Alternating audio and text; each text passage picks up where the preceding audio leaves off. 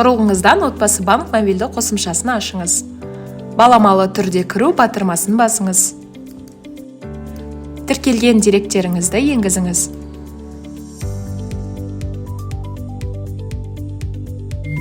SMS арқылы келген OTP кодты жазыңыз.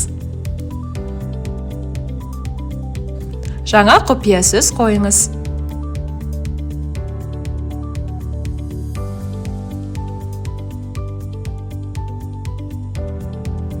Қосымшаға жылдам кіру үшін паскодты құрыңыз.